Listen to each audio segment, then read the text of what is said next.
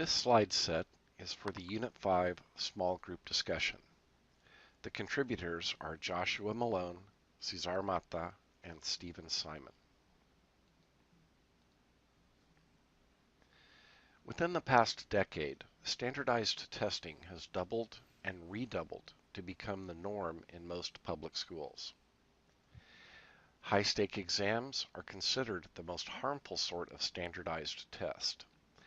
These tests, according to Henry, decide the final outcome for students in a yay or nay scenario in terms of passing, advancing, or even graduating. It is thought that by upping the ante and letting students become aware of the serious consequences for failure, that it hopefully provokes more and better effort by getting the students' attention. However, this is not always the case, and there is no research data that show high stakes actually work to improve effort.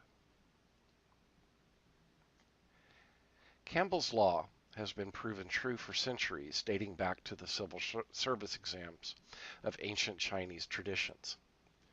Relative to high-stakes exams, it is clear that schools foregoing educational excellence and real learning to produce acceptable numerical appearances of learning ultimately fail the student. Our educational system is doing a huge disservice to our children by pressuring them to pass high-stake tests. I chose these 5 harms because they seem to be the most severe effects placed on our students and teachers. Using multiple choice standardized tests often measure low-order thinking skills. These tests usually use abstract questions that in no way connect to the student's life and are uninteresting. Standardized tests cannot measure right brain capabilities, which is a skill becoming more common in today's work environment. Creativity, analysis, collaborative people orientation, aesthetic, appreciation, and complex reasoning are being lost on students due to the high stress and anxiety in classrooms. This in turn equates to less learning. Students have increased fear and anxiety, which can cause them to sleep less, act out more, and become emotionally imbalanced. High-stakes standardized tests have caused schools to cut back on programs such as art and music, which give children no opportunity to de-stress during the day from the demanding schedule and expectations from core curriculum. All of these previous harms ultimately contribute to the high percentage of teacher turnover. Teachers are expected to perform routine tasks, which in turn undermines the very reason why good teachers want to teach. The result is that we are losing our most inspiring and effective teachers. There are 2 sides to every story. In regards to this topic, each side views testing differently. Customization asks what we listen to each individual, establish relationships, help build identity and assets as learners, then provide assistance in determining a workable route. They look optimistically at learning and seek to maximize what students can become, create, and provide the world. This side is willing to listen and take the time to ask what children want for themselves. Standardization requires student conformity. They produce products that are kicked on from school when they pass a minimum level of conformity with everyone else. They look fearfully at young children as inputs to an economic scheme who cannot achieve a minimally practical result. Agents of standardization are not nearly interested in the lives of poor and disenfranchised students, as they claim. Ideally, a combination of both views would benefit our children. Currently, our children are so engulfed by testing, they lack identities, confidence, and creativity in their learning.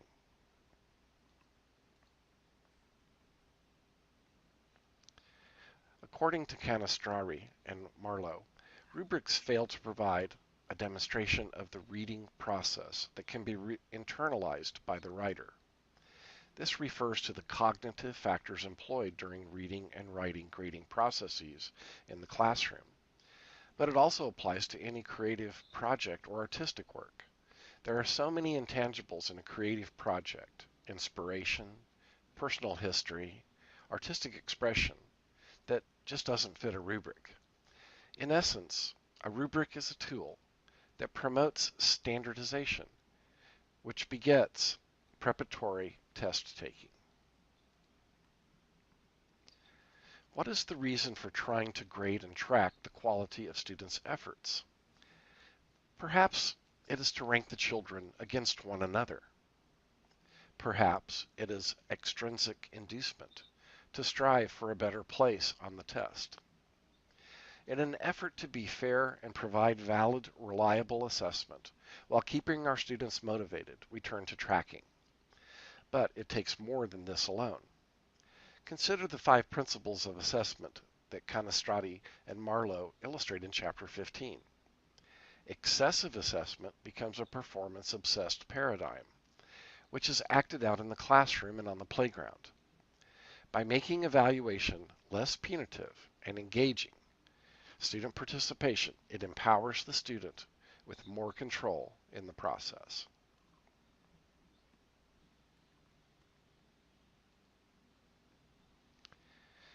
Canestrati and Marlowe make some practical suggestions in grading. One only has to Google this phrase to get about 19,500,000 hits on this very topic. But the 4 suggestions at the end of Chapter 15 are very positive suggestions for improving student performance. Given the diversity of students in our classrooms, one of their most useful suggestions speaks to the cognitive process. That is, while learning is underway, refrain from either grading or rewarding a student. Rewards can be a destructive force if poorly timed. William Johnson, a Brooklyn High School special education teacher, shares an experience in which he was labeled as a bad teacher. Johnson explores teacher evaluation methods that often put intense pressure on teachers and that are used to determine a teacher's effectiveness in as little as one observation. The fear of losing one's job can lead teachers to jump through hoops in an effort to appease an evaluator. Teachers can experience psychological or emotional stress from the pressure of evaluations, and some can be turned off completely by the experience and leave teaching altogether. Johnson states that good principals use evaluation methods to support teachers and not to weed out teachers with bad test scores. Johnson concludes that until we can offer equal educational resources to all students and teachers, we cannot say with certainty how well they are performing. Diane Ratvich, writing for the New York Review, offers excellent advice for how and how not to improve schools in the United States. Ravitch criticizes educational policies such as George W. Bush's No Child Left Behind and Barack Obama's Race to the Top as little more than efforts to increase standardized testing that ultimately means teachers should teach to the test. This movement is what Pasi Sahlberg calls GERM, or Global Education Reform Movement, that assumes students must be tested constantly, and the test scores are the most important measure of success for all in education. Furthermore, students, teachers, and schools will be rewarded or punished based on these outcomes.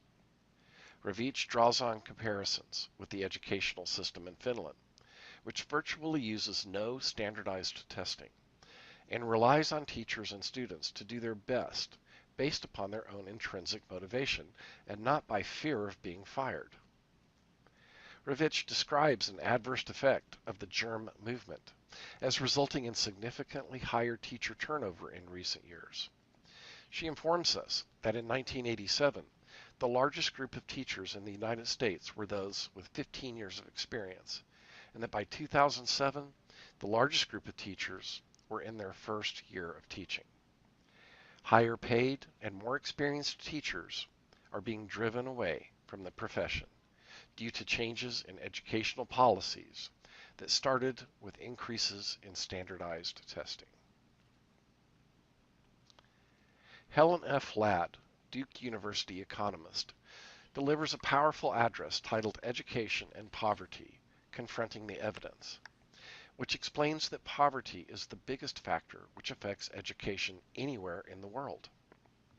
Rising poverty and income inequalities cannot be ignored or simply dismissed as excuses for bad teaching. Ravitch points out to other factors affecting education, such as the privatization of teaching, which seeks to make teaching as cost-efficient as possible. Methods can include replacing higher-paid experienced teachers with newer, lower-paid ones, as well as excluding certain students with disabilities from testing in order to inflate test scores.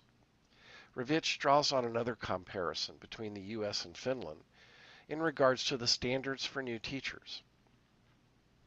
In Finland, teaching is regarded as a highly respectable profession that is highly competitive, and only the top 10% of those interested in education are accepted. Whereas in the United States, some states don't even require that teachers pass a test to become certified. Ravitch concludes that by stating that schools alone cannot fix the education crisis, and that more must be done to address poverty and the inequities before true reform can be seen. That concludes our presentation. Thank you very much.